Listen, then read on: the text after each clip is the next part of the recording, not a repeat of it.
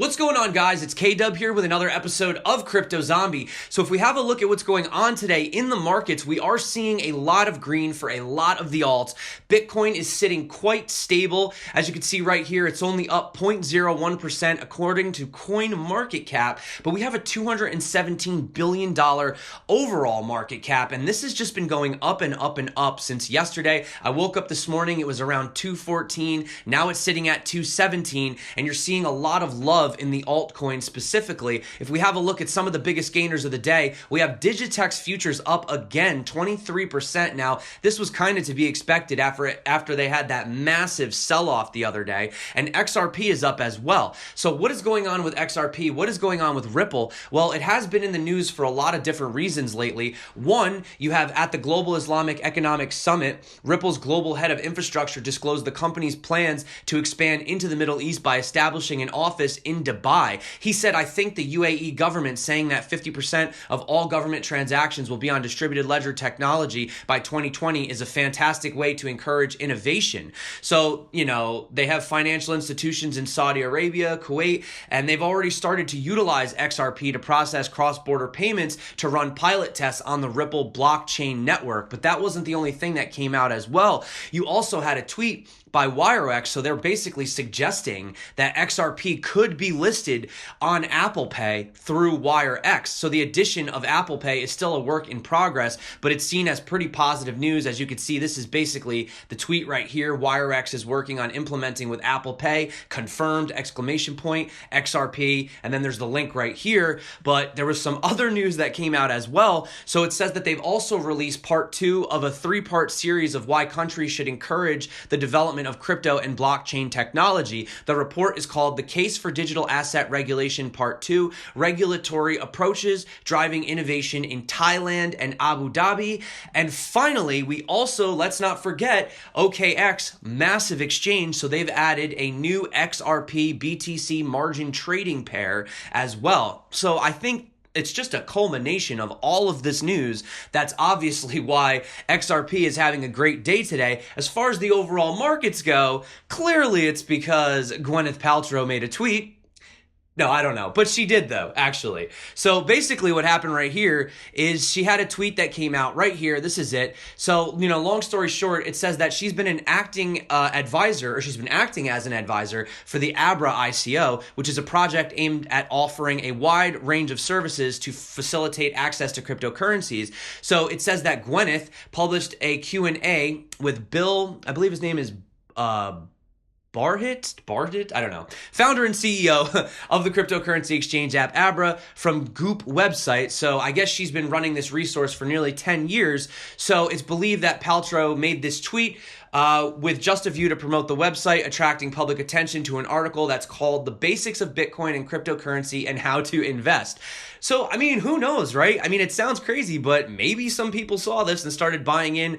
I don't know, guys. If we look at what's going on here, here's a really interesting thing. You're seeing that recently conducted analysis shows that ERC20 tokens are actually starting to decouple themselves from Ethereum, meaning that their price is no longer mirroring that of Ether. Instead, the tokens are creating their own platforms and communities. So for a while, it used to be, any of these ERC20 tokens, Ethereum goes up, they go up. Ethereum goes down, they go down. And it was just kind of like following it, right? Every move it made, they would follow. But now they're saying, according to Sentiment, a popular data analytics platform, that there's 10 ERC20 tokens decoupling from Ethereum. 2 of them, which you're probably very familiar with, and those are the ones that have recently been listed on Coinbase, which are 0x and Basic Attention Token. And they're basically saying that this could be signaling a potential bull run. I don't know, but I have noticed that we have been going steadily up now for the past 2 days. And obviously going back to what Mike Novogratz said, now he did pull back his prediction a little bit. He was saying a $10,000 Bitcoin by the end of the year. He's saying maybe a $9,000, but he's saying as soon as we break that $6,800 psychological barrier that Bitcoin can't seem to break out of, he says that's when we could really see some of the bigger gains. So he says down here, you're going to see a lot of institutional investors FOMOing in, and he thinks that by Q1 of next year, we could have a $10,000 Bitcoin. And then from there, he thinks that we're going to break through all-time highs, seeing well over a $20,000 Bitcoin at some point early next year. So that's just some news to definitely bring up. Now, the other thing that I wanted to talk about as well is you have clear guidelines for ICOs coming soon from the SEC. So this is something that we've really been wanting, right? A lot of people really don't know where these ICOs stand. You saw them clamping down, especially these celebrity endorsed ones, like what Floyd Mayweather and DJ Khaled were promoting. You know, that card company basically got shut down. They were kind of lying about their partners that they were involved in. So they're saying that most of these tokens are actually, in fact, securities, and that has to do a lot with why these security laws and STOs are really coming into place. So if we come down here and look, it says for the past months, the SEC has been working on different plans to introduce clear guidelines for ICOs. SEC's Director of Corporation Finance said that the agency will soon announce clear guidelines, and they will give a clear picture of how ICO tokens can be classified as securities. So SEC Director William Hinman, while speaking at the DC FinTech Week conference, said that regulator will release a plain English guidance for developers. Hinman says that it will help them determine whether their token offerings can classify as securities or not. Now, don't forget, right here, they have the SEC FinHub, which also came out, and this is designed to actually work with these token sales and work with these projects trying to raise funds to decide, are you a utility or are you security token? And the line has become quite blurred recently, and this is definitely something I've been very interested in, because as far as utility is concerned, you do need to run certain, you need gas on the network, and this is so that you basically don't just execute endless smart contracts. So I see their point, but then again, a lot of them are pretty useless. For example, you can have blockchains without the utility token. It does exist.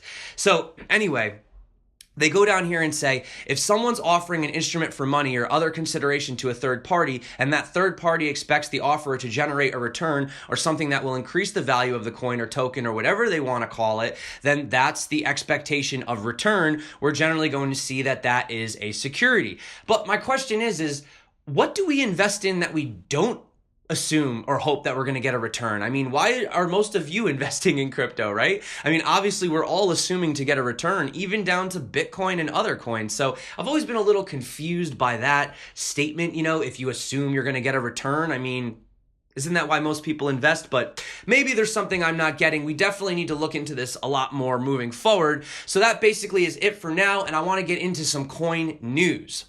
So the first coin I want to talk about real quick is Elastos. So I just want to say that they've recently been listed on their first US exchange, which is HBUS. It's like Huobi's sister company, whatever. That's kind of the US version. And obviously, the reason that they were able to do this is because they've actually been really concerned with being compliant, especially in the West. So a lot of people were, upset about what happened with their token lockup, and they released it. But actually, they were doing this to be regulatory compliant. So in the long run, it's actually a good thing for Elastos. And as you can see right here, it's not like the price is taking any kind of beating from this. So that's definitely good news as well. Now, I also want to talk about Tomochain. So they revealed plans for their TomoX DEX white paper, which will open soon. And the thing that I wanted to note right here is that the TomoX protocol is fully decentralized because the order book database matching engine and trade execution mechanism is decentralized to all master nodes. As a result of this decentralization power in TomoX,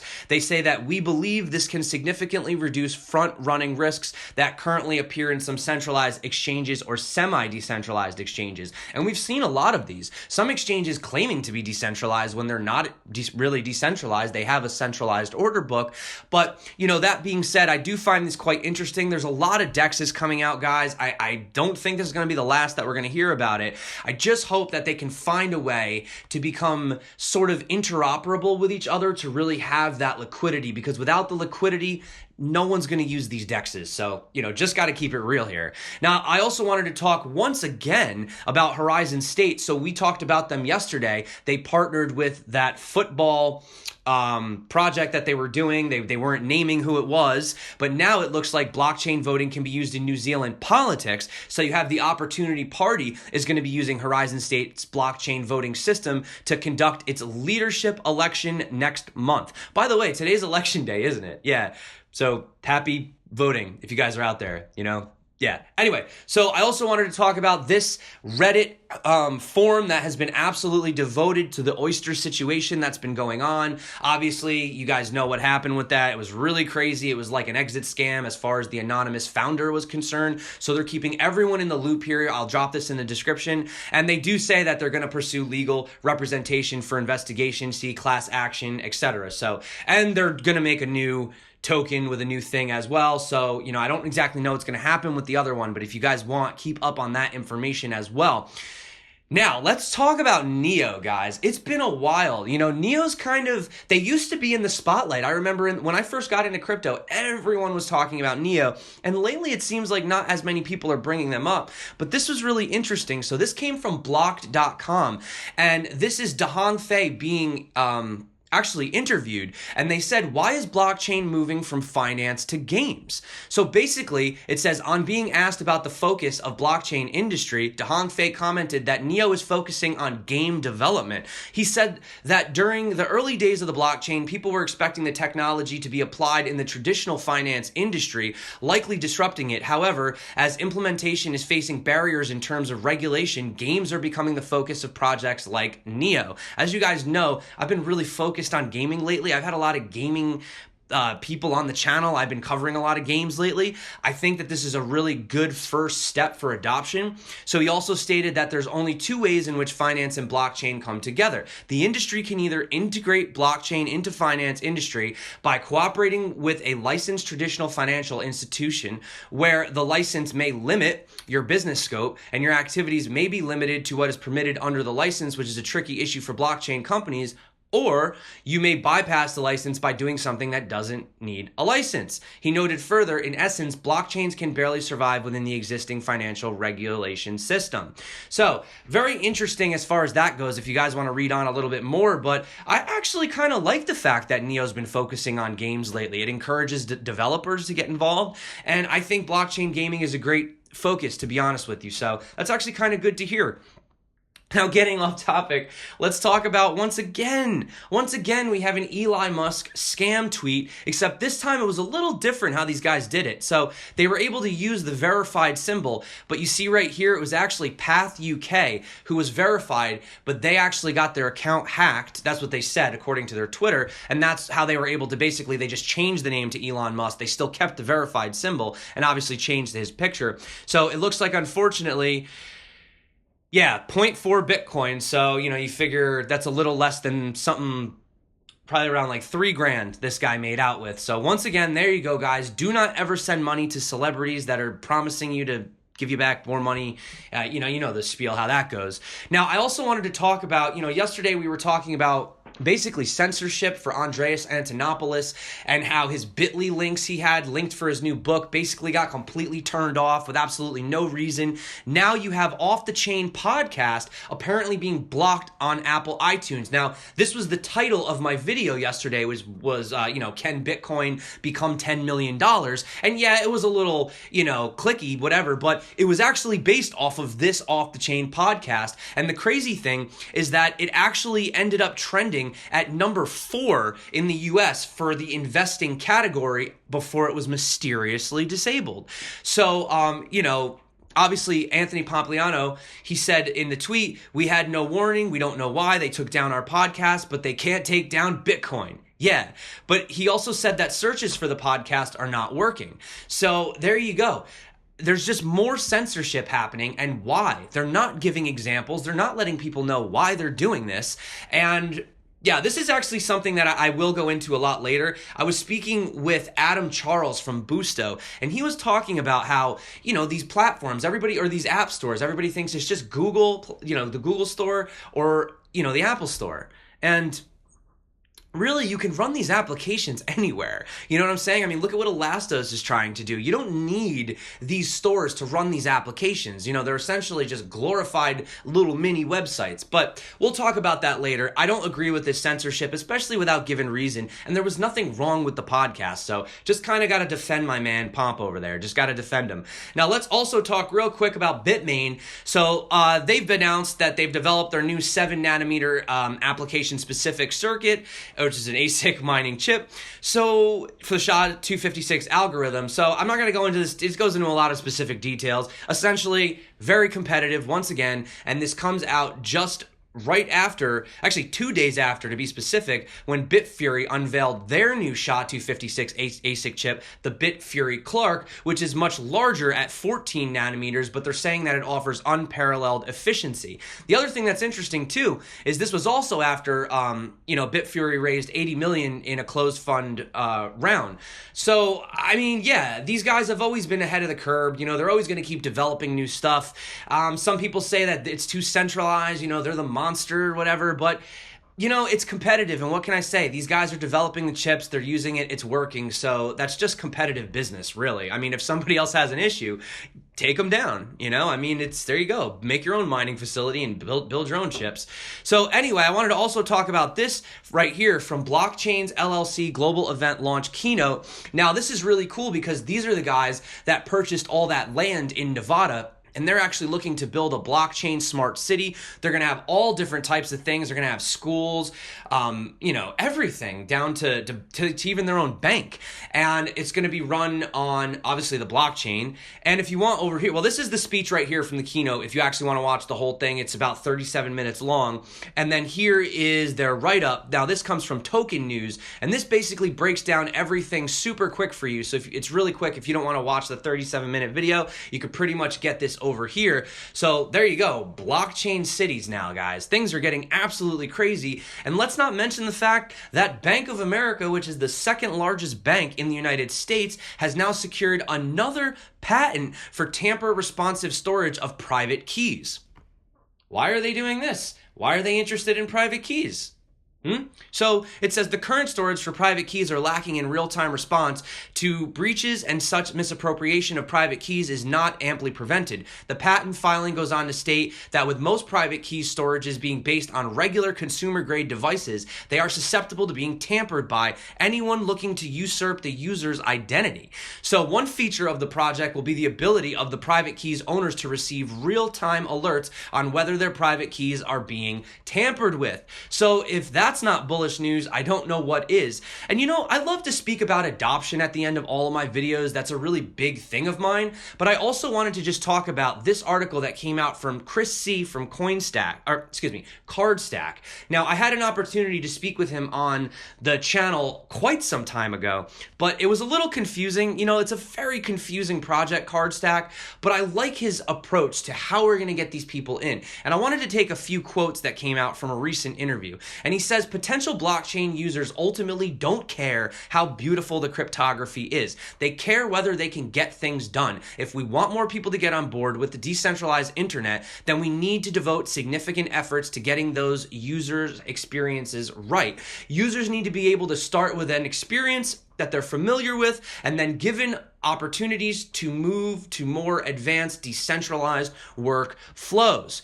And I highlighted one more thing down here, and he goes on to say that hype dies quickly and blockchain can't coast on speculative value indefinitely. That means we should be focused on delivering real world utility to as many people as possible as soon as possible. 2018 is not the year of HODL, it is the year of BIDL, which is a spin on build, essentially. So just wanted to bring that out to you guys. And if that doesn't make you happy, check out this Republic crypto, invest in crypto ad that's in the New York City subway system. So there you go. By the way, these guys, Republic, are actually helping, American citizens to get involved in some of these, token offerings as well. Hopefully with these STOs coming out, it'll be made a lot clearer too moving forward. So that being said, guys, that brings me to the end of the video for the day. Thank you so much for stopping by on this Tuesday afternoon. Always a pleasure to get up and bring you guys the latest current events that are going on.